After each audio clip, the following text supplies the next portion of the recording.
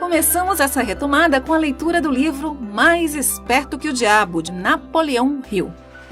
Era um livro que eu ainda não havia lido, apesar de ouvir falar muito dele, já que é um best-seller, escrito pelo pioneiro da autoajuda. Como eu disse no programa de apresentação dessa nova temporada, é legal fazer sempre a leitura crítica de uma obra. E eu vou compartilhar com vocês como eu faço essa análise. Antes de qualquer leitura, é importante ter alguns pontos em mente. Um deles, conhecer o contexto de escrita do livro, principalmente o fator temporal, para não correr o risco de cometer anacronismos. Neste caso, o livro Mais Esperto que o Diabo foi escrito por Napoleão Hill, um autor estadunidense, em 1938, ou seja, após a Primeira Guerra Mundial e após a Grande Depressão, a Grande Crise de 1929. Tendo apenas esse dado em conta, já é possível entender a motivação de Hill para escrever este e outros livros de autoajuda. Outro detalhe que é bem interessante de observarmos antes de fazer qualquer leitura é identificar quem é o narrador. Bem resumidamente, uma história ela pode ter 3 tipos de narradores. O narrador personagem, em primeira pessoa, aquele que participa da história. O narrador observador, em terceira pessoa, que apenas narra o que vê. E o narrador onisciente, também em terceira pessoa, que tem total conhecimento de personagens e fatos. Em Mais Esperto que o Diabo, nós temos o narrador personagem, em primeira pessoa, ou seja, o próprio Napoleão Hill narra a história de sua vida na primeira parte do livro. A segunda parte é toda narrada em forma de perguntas e respostas, a entrevista em si. O que eu posso dizer da leitura deste livro é que contém alguns bons conselhos, alguns, por sinal, bem óbvios. Em certo ponto, eu arrisco afirmar que até redundantes. Há momentos divertidos, e confesso que eu ri de alguns dos autoelogios do Hill para Hill e das suas críticas políticas. A estratégia de marketing de usar um argumento de autoridade, quer dizer, validar as suas próprias ideias, por meio de um especialista, de uma autoridade, nesse caso, o diabo, é bem interessante.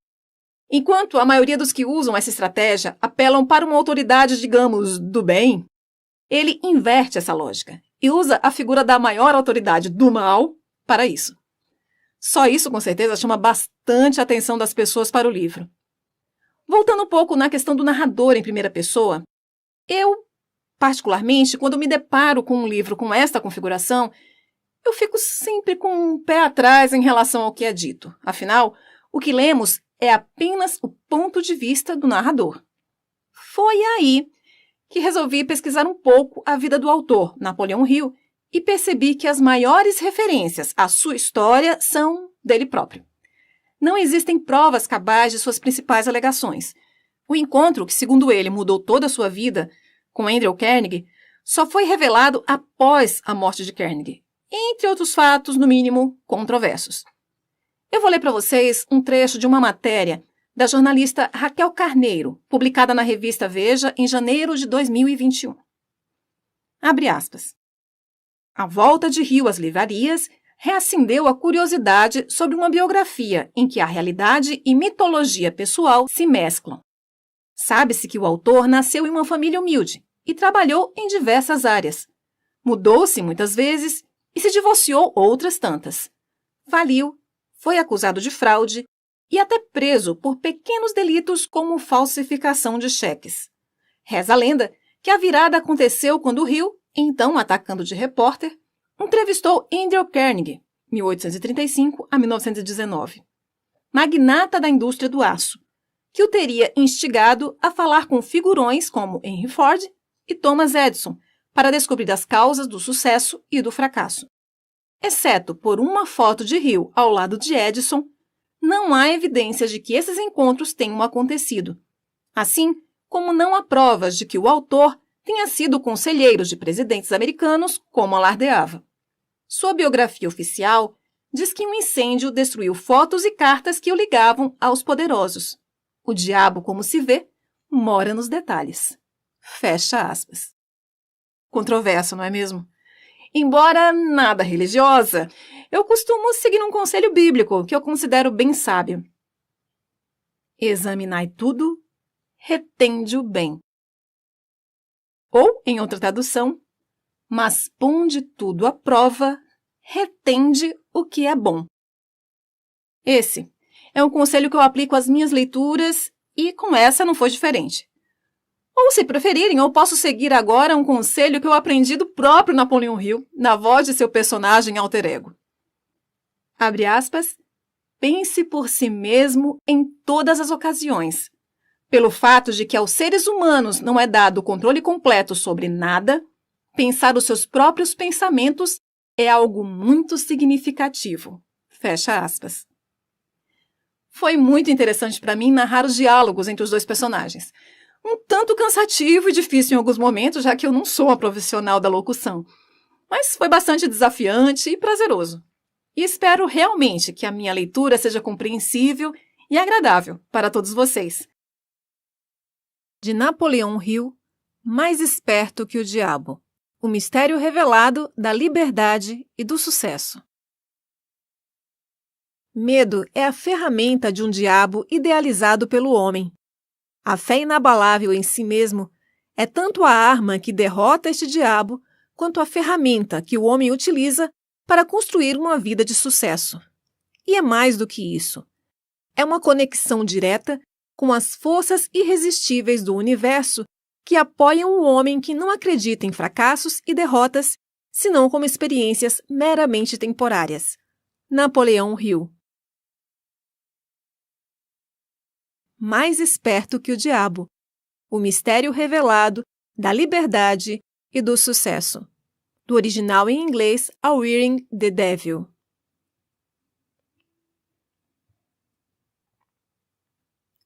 Sumário. Capítulo 1. Meu primeiro encontro com Andrew Carnegie. Capítulo 2. Um novo mundo se revela para mim. Capítulo 3. Uma estranha entrevista com o diabo. Capítulo 4. Alienando-se com o diabo. Capítulo 5. A confissão continua. Capítulo 6. Ritmo hipnótico. Capítulo 7. Sementes do medo. Capítulo 8. Propósito definido. Capítulo 9. Educação e religião. Capítulo 10. Autodisciplina. Capítulo 11. Aprendendo com a adversidade. Capítulo 12. Ambiente, tempo, harmonia e precaução. Resumo e epílogo. Pelo homem que quebrou o código do diabo e o forçou a confessar.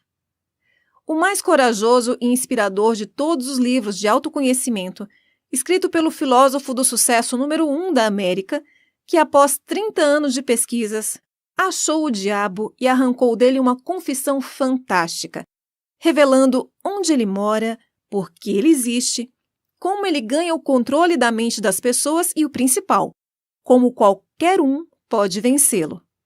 Este livro é um curso generoso em psicologia, deixando claros os princípios de como funciona a mente humana. Quando você terminar esta história do diabo, você saberá muito mais sobre Deus. Por Napoleão Hill, autor de Pense e Enriqueça. Narrado por Doroteia Gomes. Produção Literata Cast. Apoio Bennett Cutelaria. Capítulo 1. Meu primeiro encontro com Andrew Carnegie. Por mais de um quarto de século, meu principal objetivo foi o de separar e organizar em uma filosofia de realizações as principais causas tanto do fracasso como do sucesso, com o objetivo de ser útil a todos os outros que não têm nem a inclinação nem a oportunidade de se engajar nesse tipo de pesquisa. Meu trabalho começou em 1908, como resultado de uma entrevista que fiz com Andrew Carnegie. Eu, francamente, contei ao Sr. Carnegie que eu tinha concebido a ideia de entrar para a faculdade de Direito e que eu havia pensado em pagá-la entrevistando homens e mulheres bem-sucedidos, descobrindo como eles conseguiam sucesso e descrevendo as minhas descobertas para revistas. No final da minha visita, O Sr. Carnegie me perguntou se eu tinha ou não coragem para realizar algo que ele estava para me oferecer. Respondi que coragem era tudo que eu tinha e que estava preparado para dar o meu melhor, independentemente da proposta que ele tinha a me oferecer.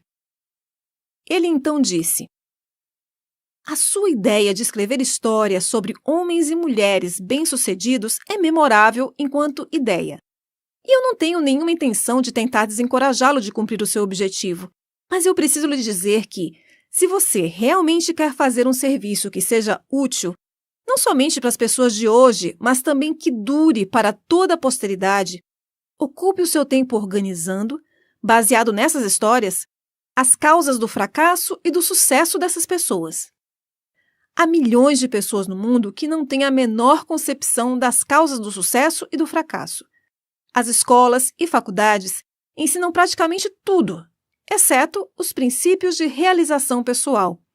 Eles exigem que jovens, homens e mulheres, passem de 4 a 8 anos adquirindo conhecimentos abstratos, mas não os ensinam o que fazer com esse conhecimento depois de tê-lo. O mundo está precisando de uma filosofia de realização prática e inteligível, organizada a partir de conhecimento resultante da experiência de homens e mulheres da grande universidade da vida. Em todo o campo da filosofia, eu não encontro nada que se assemelhe ao tipo de filosofia que eu tenho em mente. Nós temos muitos poucos filósofos que são capazes de ensinar a homens e mulheres a arte de viver. Parece para mim que é uma oportunidade que deveria desafiar um jovem ambicioso do seu tipo, mas ambição pura não basta para essa tarefa que eu sugeri. Aquele que ousar seguir a minha sugestão deverá ter coragem e tenacidade. O trabalho demandará pelo menos 20 anos de esforço contínuo, durante o qual aquele que topar terá que ganhar a vida com outra fonte de renda, porque esse tipo de pesquisa nunca é lucrativo no seu início. E geralmente, os poucos que se aventuraram a contribuir para a civilização através de trabalhos dessa natureza tiveram que esperar 100 anos ou mais após os seus próprios funerais para receber reconhecimento pelo seu feito. Se você prosseguir com esse trabalho, deve entrevistar não somente os poucos que foram extraordinariamente bem-sucedidos, mas também os muitos que fracassaram. Você deve cuidadosamente analisar milhares de pessoas que foram classificadas de fracassadas. E eu quero dizer com o termo fracassado, homens e mulheres que chegam aos estágios finais de suas vidas desapontados, porque não conseguiram alcançar as metas que haviam se proposto de coração. Tão inconsistente como parece ser, você aprenderá muito mais como ser bem-sucedido a partir dos fracassos do que com o tão chamado sucesso. Eles lhe ensinarão o que não fazer. Na parte final da sua pesquisa, se você conseguir com sucesso manter o foco, fará uma descoberta que poderá ser uma grande surpresa. Descobrirá que a causa para o sucesso não é algo separado e longe do homem, mas que é uma força tão intangível na natureza que a maioria dos homens nunca a reconhece. Uma força que pode muito bem ser chamada de outro eu. O mais interessante é o fato de que este outro eu raramente exerce sua influência ou se faz conhecer, exceto em momentos de emergência, quando os homens são forçados, por meio das adversidades e das derrotas temporárias, a mudar seus hábitos e pensar estratégias para sair das dificuldades. Minha experiência me ensinou que um homem nunca está tão perto do sucesso como quando o que ele chama de fracasso toma conta da sua vida, porque nessas ocasiões ele é forçado a pensar. Se ele pensar com exatidão e com persistência, vai descobrir que aquilo que ele chama de fracasso, na verdade, nada mais é que um sinal para elaborar um novo plano ou objetivo. A maior parte dos fracassos reais se deve a limitações que os homens impõem a si mesmos em suas próprias mentes. Se eles tivessem a coragem de ir mais um passo à frente, eles descobririam os seus próprios erros. Começando uma vida nova. O discurso do Sr. Carnegie reformulou a minha vida por completo e plantou em minha mente um desejo ardente que me orientou sem cessar. Isso aconteceu mesmo eu não tendo a mais vaga ideia do que significava o termo o outro eu. Durante o meu trabalho de pesquisa nas causas de fracasso e sucesso, tive o privilégio de analisar mais de 25 mil homens e mulheres que eram rotulados de derrotados e mais de 500 que eram classificados de bem-sucedidos. Muitos anos atrás, tive meu primeiro contato com aquele outro eu que o Sr. Carnegie havia mencionado. A descoberta veio como ele disse que viria, como resultado de 2 pontos cruciais da minha vida, mas que foram, na verdade, emergências e que me forçaram a pensar um jeito de vencer as minhas dificuldades de tal maneira que eu nunca havia experimentado. Gostaria que fosse possível descrever essa descoberta sem o uso do pronome pessoal eu, mas isso é impossível, visto que ela ocorreu através de experiências pessoais que não podem ser separadas. Para dar uma visão completa da descoberta, terei que voltar ao primeiro desses 2 pontos marcantes da minha vida e mostrar, passo a passo, essa descoberta. Para realizar a pesquisa, com a compilação de dados, foram necessários anos de trabalho. Eu tinha chegado à falsa conclusão de que minha tarefa de organizar uma filosofia completa de sucesso pessoal havia terminado. Longe de estar completo, meu trabalho havia apenas começado. Eu havia erigido o esqueleto de uma filosofia, organizando os 17 princípios do sucesso e as 30 maiores causas do fracasso. Mas aquele esqueleto tinha que ser coberto com a carne da realização e da experiência. Além disso, tinha que ser dada ao trabalho uma alma que inspirasse homens e mulheres a não somente transporem obstáculos, mas também a não se deixarem abater por eles. A alma, que ainda teria que ser adicionada, como eu descobri depois, somente se tornaria disponível após aparecer o meu outro eu, através de 2 pontos cruciais da minha vida. Resolvendo focar a minha atenção e quaisquer talentos que eu porventura tivesse em retornos monetários através de canais de negócios, decidi dedicar-me à profissão de publicitário. Tornei-me, então, o gerente de publicidade do curso de extensão LaSalle da Universidade de Chicago. Tudo correu maravilhosamente bem durante 1 ano. Entretanto, no final desse ano fui tomado por um violento desgosto pelo meu trabalho e então me demiti. Posteriormente, ingressei no ramo de cadeias de lojas, juntamente com o ex-presidente da Universidade de Extensão LaSalle. Logo, me tornei presidente da companhia de doces Betsy Ross. Porém, desacordos com os sócios desse negócio fizeram com que eu saísse do empreendimento. A atração pela propaganda ainda estava em meu sangue e tentei novamente dar expressão a ela. Organizei uma escola de propagandas e vendas como uma parte da Escola de Negócios Bryant e Stratton. O empreendimento navegava em águas tranquilas e muito dinheiro entrava rapidamente. Foi então que os Estados Unidos tomaram parte da Primeira Guerra Mundial. Em resposta a um chamado interior que palavras não conseguem descrever, saí da escola e entrei para o serviço do governo dos Estados Unidos, sob a direção pessoal do presidente Woodrow Wilson, deixando um negócio fantástico desintegrar-se. No dia do armistício, em 1918, comecei a atuar na publicação da revista Golden Rule, Regra de Ouro na tradução livre. Apesar do fato de eu não ter nenhum centavo de capital, a revista cresceu rapidamente e em pouco tempo ganhou circulação nacional, chegando a quase 500 mil de exemplares, finalizando seu primeiro ano de negócios com um lucro de $3.156. Alguns anos depois, aprendi com um experiente executivo de uma empresa de publicações que nenhum homem capaz naquele ramo pensaria em começar uma revista tal como esta com menos de $500 mil de capital. A revista Golden Rule e eu estávamos destinados a nos separar. Quanto mais sucesso alcançávamos, mais descontente eu me tornava. Até que, finalmente, devido a um acúmulo de perturbações causadas por sócios no negócio, dei a revista como um presente a eles e deixei o negócio.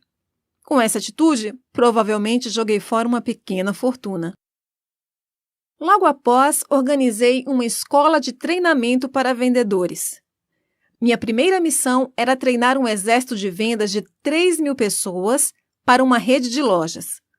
Receberia $10 para cada vendedor que frequentasse a minha aula. Dentro de 6 meses, esse trabalho havia me rendido um pouco mais de $30.000. O sucesso, em termos financeiros, estava coroando meus esforços com abundância. Novamente, meu espírito estava descontente. Eu não estava feliz. Tornava-se a cada dia mais óbvio que nenhuma quantidade de dinheiro, em algum momento, me faria feliz. Sem a menor desculpa razoável por minhas ações, saí do negócio e desisti de um empreendimento no qual teria facilmente recebido um salário satisfatório. Meus amigos e sócios no negócio pensaram que eu estava louco. E eles não estavam tão errados nos seus pensamentos. No fundo, eu estava inclinado a concordar com eles, mas parecia que não havia nada que eu pudesse fazer para mudar de ideia. Procurava pela felicidade e ainda não a tinha encontrado. Pelo menos, essa é a única explicação que eu poderia oferecer para justificar as minhas atitudes um tanto quanto inusitadas. Qual o homem que realmente conhece a si mesmo? Isso aconteceu no final do outono de 1923. Eu me sentia solitário em Columbus, Ohio, sem recursos e, pior ainda, sem nenhum plano para me tirar daquela situação difícil. Na verdade, era a primeira vez na vida que eu estava acuado devido à falta de recursos. Em muitas ocasiões, já havia passado por momentos de aperto, mas nunca antes havia faltado dinheiro a tal ponto de eu não conseguir suprir as minhas necessidades pessoais. A experiência me assombrou. Eu parecia estar totalmente à margem do que poderia ou deveria fazer. Pensei em uma dúzia de jeitos de conseguir resolver os meus problemas, mas descartei-os todos. Eram impraticáveis e impossíveis de realizar. Me senti como alguém que estava perdido em uma selva, sem uma bússola sequer. Toda tentativa que eu fazia para me tirar da dificuldade acabava me trazendo de volta para o ponto de partida. Por quase 2 meses, sofri com a pior das doenças humanas, a indecisão. Eu conhecia os 17 princípios da realização pessoal, mas não sabia como aplicá-los. Sem saber, estava encarando uma daquelas emergências da vida de que o Sr. Carnegie havia me falado. Situações essas em que os homens muitas vezes descobrem os seus outros eus. Meu estresse era tão grande que em nenhum momento me ocorreu sentar, analisar a sua causa e procurar a sua cura. Derrota é convertida em vitória. Uma tarde, tomei uma decisão que me ajudou a sair daquela situação. Eu tinha o sentimento de que o que eu realmente desejava era sair para os espaços abertos do país, onde poderia respirar ar fresco e, principalmente, pensar. Comecei a caminhar e já havia percorrido mais ou menos 7 ou 8 milhas, quando, de repente, me vi parado. Por muitos minutos fiquei ali, como se estivesse com os pés colados. Tudo na minha volta tornou-se escuro. Eu podia ouvir o som estridente de alguma forma de energia que estava vibrando a uma frequência muito alta. Então, meus nervos aquietaram-se, meus músculos relaxaram e uma grande calma tomou conta de mim. A atmosfera começou a clarear e, enquanto isso ocorria, recebi um comando de meu interior que veio na forma de um pensamento, tão perto quanto eu posso descrevê-lo. O comando era tão claro e distinto que não havia meios de eu não entendê-lo.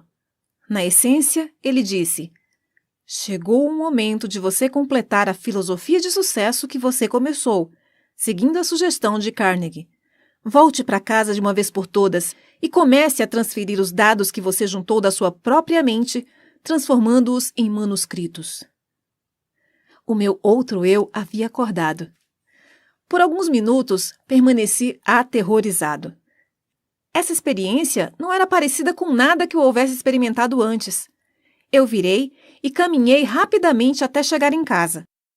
Quando me aproximei de casa, vi meus 3 filhos olhando pela janela para as crianças do vizinho, que estavam decorando uma árvore de Natal.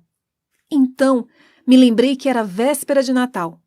Para completar, me dei conta, com um sentimento de pura tristeza, tal qual eu jamais havia experimentado, de que não haveria árvore de Natal na nossa casa. O olhar de desapontamento no rosto das minhas crianças me fez lembrar desse fato com muita dor. Entrei em casa, sentei em frente à minha máquina de escrever e comecei, de uma vez por todas, a transcrever todas as descobertas que eu havia feito, relacionadas às causas de sucesso e fracasso. No instante em que coloquei a primeira folha de papel na máquina, fui interrompido pelo mesmo sentimento estranho que havia me ocorrido algumas horas antes, e este pensamento passou de forma muito clara na minha mente. Sua missão nesta vida é completar a primeira filosofia de sucesso e realização pessoal. Você tem tentado em vão escapar da sua tarefa, cada esforço trazendo fracasso para você. Você está procurando pela felicidade. Aprenda essa lição de uma vez por todas. Você somente achará a alegria ajudando outros a encontrá-la. Você tem sido um estudante teimoso. Você tinha que ser curado de sua teimosia através de desapontamentos sucessivos. Dentro de poucos anos, o mundo todo começará uma experiência na qual milhões de pessoas que necessitam dessa filosofia terão acesso a ela, justamente devido a este direcionamento que você recebeu para completá-la. A sua grande oportunidade de achar a felicidade prestando um serviço útil terá chegado. Vá trabalhar e não pare até que você tenha completado e publicado os manuscritos que você começou. Eu estava consciente de ter chegado ao final do arco-íris da vida e estava feliz. A dúvida aparece. O feitiço, se é que essa experiência pode ser assim chamada, passou. Comecei a escrever e pouco depois fui sugestionado pela minha razão e pensei que talvez eu estivesse entrando numa missão estúpida. A ideia de que um homem que estava em plena depressão e praticamente falido pudesse escrever uma filosofia de sucesso pessoal me parecia tão fantasiosa que ri vigorosamente e acabei dando gargalhadas. Me arrumei na cadeira, passei os dedos pelo meu cabelo e tentei criar um álibi que justificaria à minha própria mente que eu deveria tirar o papel da máquina de escrever antes de começar. Mas a vontade de continuar era muito mais forte do que o desejo de desistir. E acabei me reconciliando com a minha tarefa e segui em frente. Olhando aos eventos passados, agora, sob a ótica de tudo o que aconteceu, posso ver que essas pequenas experiências de adversidade pelas quais passei foram entre as mais enriquecedoras e lucrativas de todas as minhas vivências. Elas, na verdade, foram bênçãos, porque me forçaram a continuar um trabalho que finalmente me trouxe uma oportunidade para me fazer mais útil ao mundo do que eu jamais teria sido caso tivesse sido bem-sucedido em quaisquer dos planos ou objetivos anteriores. Por quase 3 meses, trabalhei nesses manuscritos, finalizando-os durante o começo de 1924. Assim que os completei, me senti novamente compelido a voltar ao grande jogo dos negócios americanos. Sucumbindo ao meu desejo, comprei a Faculdade de Negócios Metropolitana em Cleveland, Ohio, e comecei a organizar os planos para aumentar a sua capacidade. No final de 1924, tínhamos desenvolvido e expandido, adicionando novos cursos. Havíamos dobrado os números, considerando o melhor momento que a escola já tinha vivido. Novamente, o germe do descontentamento começou a se fazer sentir em meu sangue. Mais uma vez, eu sabia que não poderia achar a felicidade neste tipo de empreendimento. Repassei o negócio aos meus sócios e fui para a plataforma de palestras, falando sobre a filosofia de realização e sucesso pessoal para a organização pela qual eu havia devotado tanto dos meus anos anteriores. Uma noite, estava marcado para eu palestrar em Canton, Ohio. O destino, ou o que quer que algumas vezes pareça moldar o futuro dos homens, não importasse o quanto eu tentasse lutar contra ele, novamente me colocou cara a cara com uma nova e muito dolorosa experiência. No meu auditório, em Canton, estava sentado Don Mallet, responsável pela publicação de Canton Daily News. O Sr. Mallet ficou tão interessado na filosofia de realização e sucesso pessoal da minha palestra naquela noite que me convidou para visitá-lo no dia seguinte. Essa visita resultou em um acordo de parceria que era para ter acontecido no dia 1º de janeiro seguinte, quando o Sr. Mallet planejava renunciar ao cargo de chefe da publicação do Daily News para se encarregar do negócio e da publicação da filosofia na qual eu estava trabalhando. Contudo, em julho de 1926, o Sr. Mallet foi morto por Pat McDermott, uma figura carimbada do submundo, e um policial de Canton, sendo ambos posteriormente sentenciados à prisão perpétua. Ele foi morto porque estava expondo em seu jornal uma ligação entre os bandidos e alguns membros da polícia de Canton. O crime foi um dos mais chocantes que a era da proibição já produziu.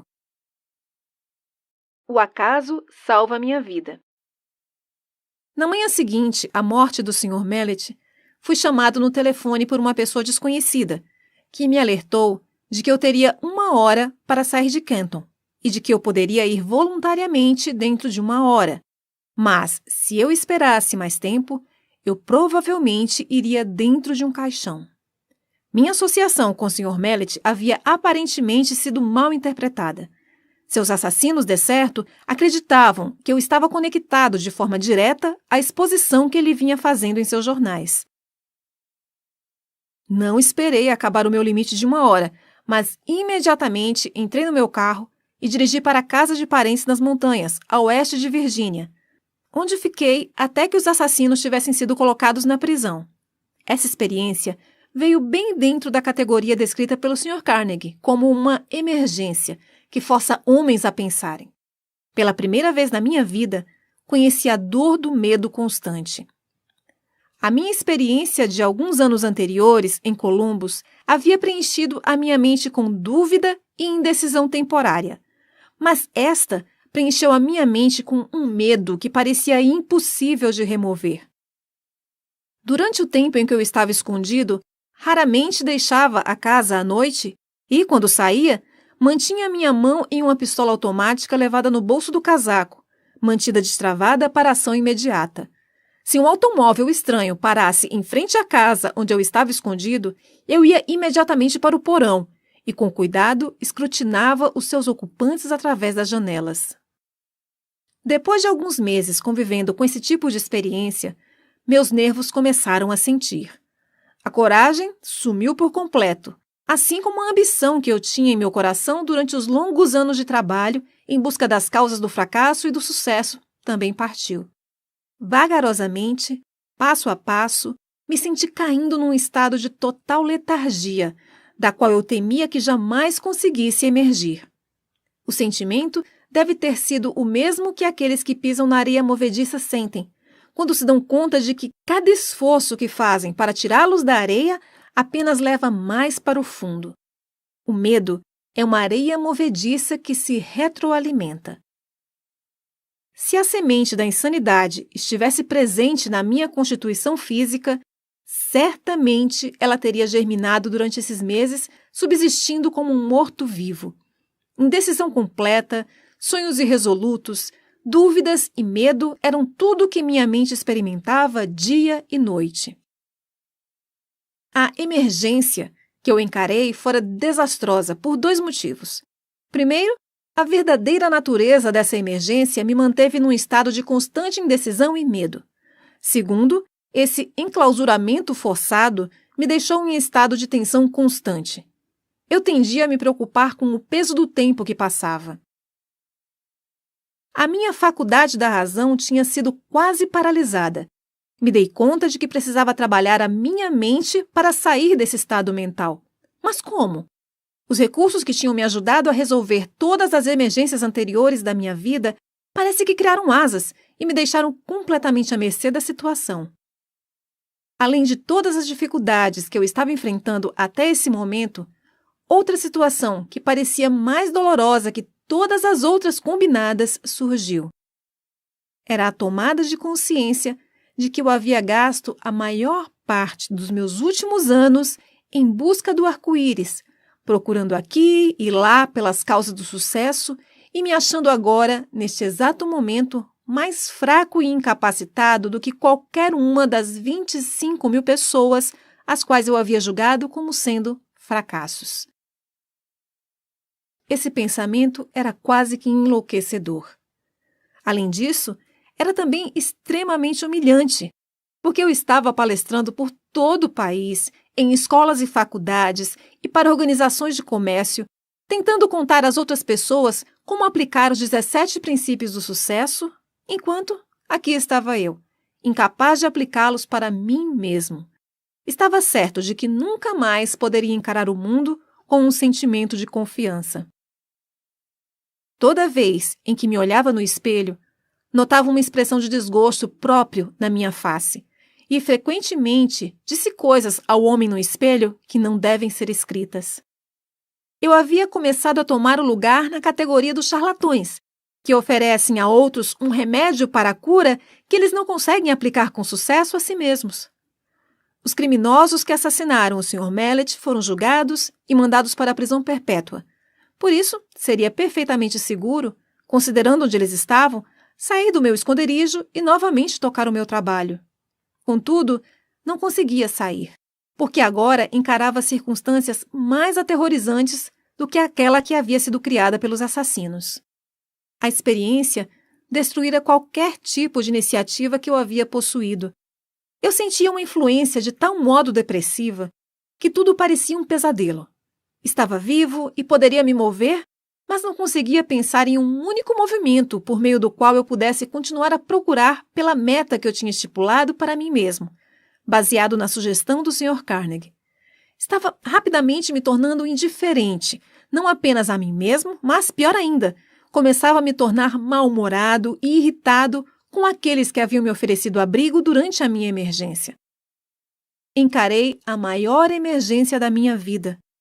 A menos que tenha passado por uma experiência similar, você não consegue imaginar como me senti. Tais experiências não conseguem ser descritas. Para serem entendidas, devem ser sentidas. O momento mais dramático da minha vida. A virada veio de repente. No outono de 1927, mais de um ano após o incidente de Canton. Deixei a casa em uma noite e caminhei para o prédio da escola pública, que se situava no topo de uma montanha acima da cidade. Eu havia chegado a uma decisão de lutar contra tudo aquilo antes que a noite acabasse. Comecei a caminhar em volta do edifício, tentando forçar meu cérebro confuso a pensar com clareza. Devo ter dado centenas de voltas ao redor do prédio, antes que qualquer coisa que se assemelhasse a um pensamento organizado pudesse cruzar a minha mente. Enquanto caminhava, repetia constantemente para mim mesmo: existe uma saída e vou achá-la antes de voltar para casa.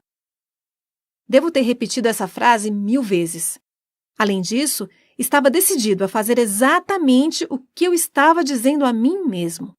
Estava totalmente desgostoso comigo mesmo, mas ensaiei uma esperança de salvação.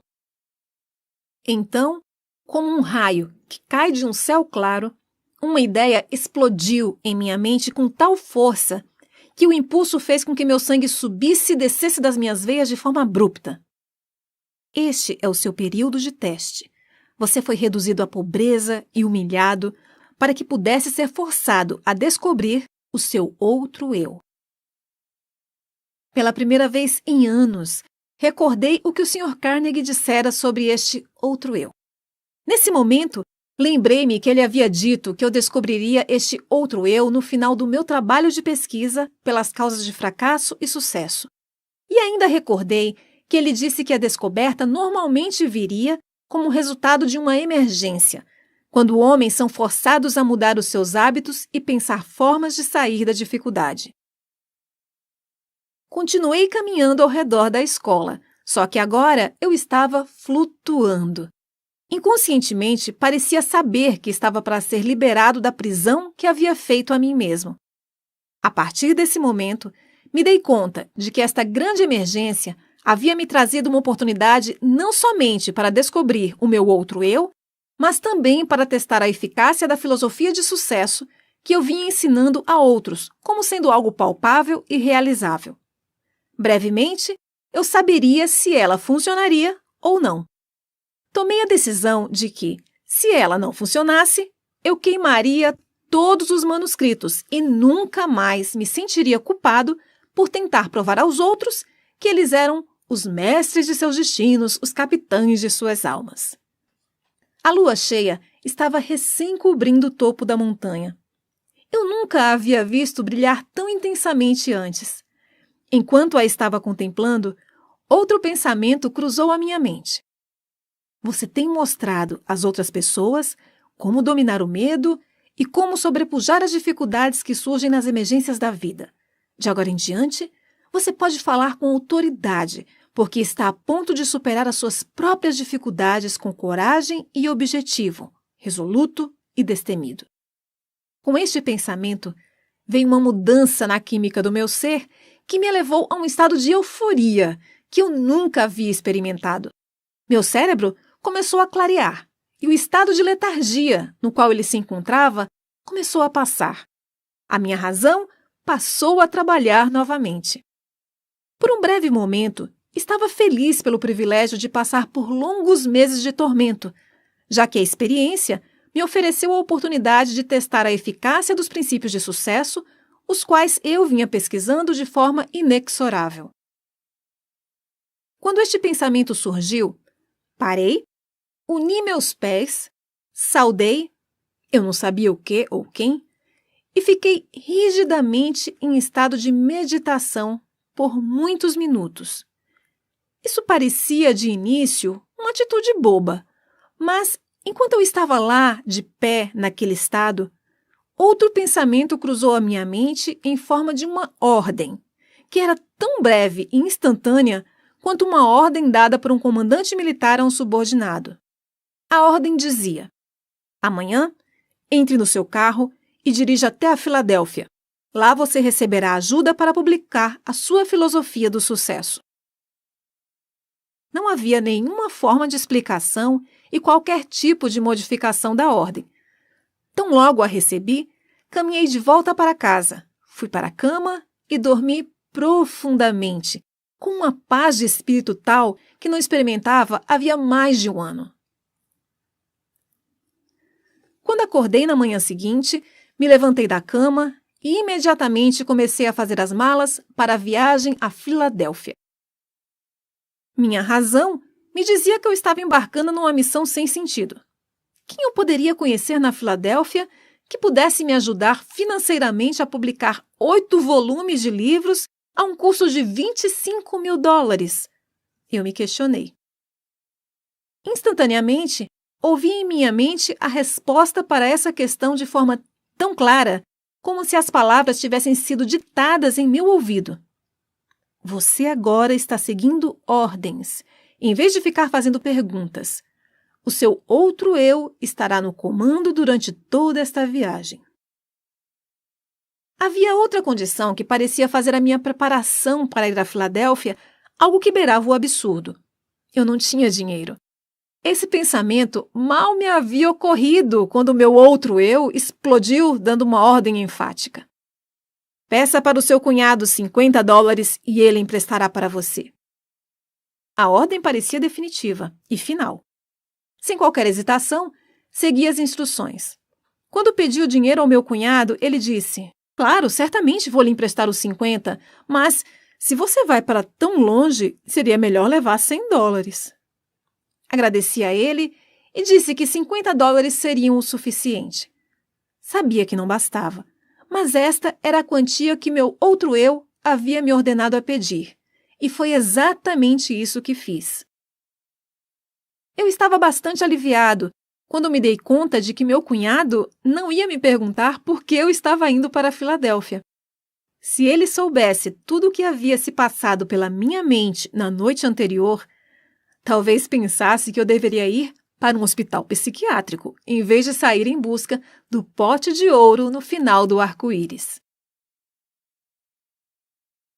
Meu outro eu assume o comando.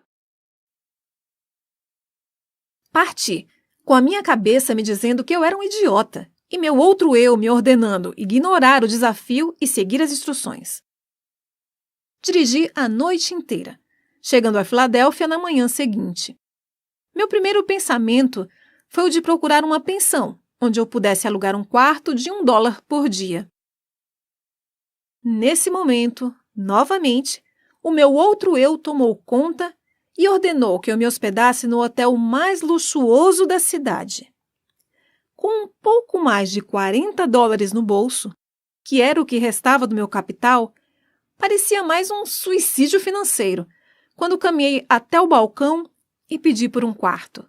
Ou, devo dizer, quando comecei a pedir por um quarto, meu recém-descoberto outro eu me ordenou a pedir a melhor de todas as suítes. O custo dessa suíte consumiria o meu capital em 2 dias. Obedeci. O carregador de malas pegou minha bagagem, me entregou o ticket do estacionamento do meu automóvel e me conduziu até o elevador como se eu fosse o príncipe de Gales. Era a primeira vez em mais de 1 ano que um ser humano havia demonstrado tal deferência para comigo. Meus próprios parentes, esses com quem eu estava morando, longe de me mostrar qualquer tipo de consideração, ainda achavam que eu era um peso para eles. E tenho certeza de que eu era, porque nenhum homem no estado mental em que eu me encontrava no último ano poderia ser qualquer coisa além de um peso a todos aqueles com as quais, porventura, entrasse em contato. Tornava-se evidente que meu outro eu estava determinado a me tirar do complexo de inferioridade que eu havia desenvolvido. Dei ao carregador de malas $1. Comecei a estimar quanto seria a minha conta do hotel até o fim da semana, quando então o meu outro eu ordenou que eu limpasse completamente a minha mente de quaisquer pensamentos de limitação e que conduzisse a minha vida, a partir daquele momento, como se tivesse todo o dinheiro que quisesse nos meus bolsos. A experiência pela qual estava passando era tanto nova quanto estranha para mim. Nunca consegui ser mais do que eu acreditava que poderia ser. Por quase meia hora, este outro eu me deu ordens que segui à risca durante o período da minha estada na Filadélfia.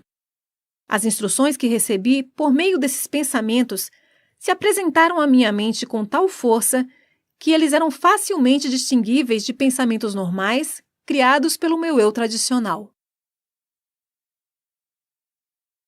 Eu recebo ordens estranhas de uma fonte estranha. Minhas instruções começaram desta forma. A partir deste momento, você está completamente no comando do seu outro eu. De agora em diante, você deve saber que 2 entidades ocupam o seu corpo. Na verdade, 2 entidades similares ocupam o corpo de cada ser vivente do planeta Terra. Uma dessas entidades é motivada e responde pelo impulso do medo. A outra é motivada e responde ao impulso da fé. Por mais de 1 ano, você foi conduzido como um escravo pela entidade do medo. Há 2 noites, a entidade fé assumiu o controle do seu corpo físico e, a partir daquele momento, você foi motivado por essa entidade. Por mera conveniência, você pode chamar essa entidade fé de seu outro eu. Ela não conhece limitações, não possui medos e não reconhece a palavra impossível. Você foi direcionado a selecionar esse ambiente de luxo em um bom hotel como um meio de desencorajar o retorno da entidade medo. Esse antigo eu, motivado pelo medo, não está morto. Ele simplesmente foi destronado. E ele o seguirá aonde quer que você vá, esperando uma oportunidade favorável para tomar conta de você novamente. Ele somente pode tomar o controle de você por meio dos seus pensamentos. Lembre-se disso e mantenha as portas da sua mente hermeticamente fechadas contra todos os pensamentos que procuram limitá-lo de qualquer maneira e você, assim, ficará a salvo. Não se permita preocupar-se com o dinheiro que você precisará para suas despesas imediatas. O recurso virá a você no momento em que você necessitar dele. Agora, vamos aos negócios. Antes de qualquer coisa, você deve saber que a entidade fé, que agora está no comando do seu corpo, não faz nenhum tipo de milagre e também não trabalha em oposição a nenhuma das leis da natureza. Enquanto ela estiver no comando do seu corpo, ela o guiará sempre que você a chamar, através de impulsos de pensamentos que cruzarão pela sua mente e o ajudarão a realizar todos os seus planos pela maneira mais natural, conveniente e lógica possível. Acima de qualquer coisa, tenha este fato claramente fixado na sua mente, que o seu outro eu não fará o trabalho por você. Ele somente o guiará inteligentemente no caminho para você conquistar todos os seus objetivos e desejos. Este outro eu o ajudará a transformar todos os seus planos em realidade. Além disso, você deve saber que ele começa sempre com o seu maior ou mais pronunciado desejo. Neste momento, o seu maior desejo, aquele que o trouxe até aqui, é publicar e distribuir os resultados da sua pesquisa nas causas de sucesso e fracasso. A sua estimativa é de que serão necessários aproximadamente $25.000. Entre os seus conhecidos, há um homem que estará disposto a investir o capital necessário. Comece de uma vez a imaginar e focar no nome de todas as pessoas do seu currículo de conhecidos que poderiam, de alguma maneira, ser induzidos a fornecer a ajuda financeira de que você está precisando. Quando o nome da pessoa certa vier à sua mente, você o reconhecerá imediatamente. Entre em contato com essa pessoa e a ajuda que você procura será dada. Nos seus argumentos, contudo, apresente o seu pedido em uma terminologia tal que você usaria numa transação usual de negócios. Jamais, sob nenhuma hipótese, faça qualquer referência à descoberta desse seu outro eu. Se você violar essas instruções, será acometido por uma derrota temporária. O seu outro eu continuará no comando e permanecerá a guiá-lo enquanto você quiser fazer uso dele. Mantenha a dúvida, o medo e as preocupações e todos os pensamentos de limitação totalmente fora da sua mente. Isso é tudo para o momento. A partir de agora, você começará a se mexer por seu livre-arbítrio, precisamente da mesma maneira que você começou antes de descobrir o seu outro eu. Fisicamente, você é o mesmo que sempre foi. Por isso, ninguém reconhecerá nenhuma mudança em você. Olhei em volta do quarto, pisquei os olhos e, para ter certeza de que não estava sonhando, levantei e caminhei até um espelho e olhei para mim de perto. A expressão do meu rosto havia mudado de dúvida para coragem e fé. Não havia mais qualquer sinal de dúvida na minha mente, visto que o meu corpo físico estava sob uma influência muito diferente daquela que havia sido destronada 2 noites antes, enquanto eu caminhava na escola na West Virginia.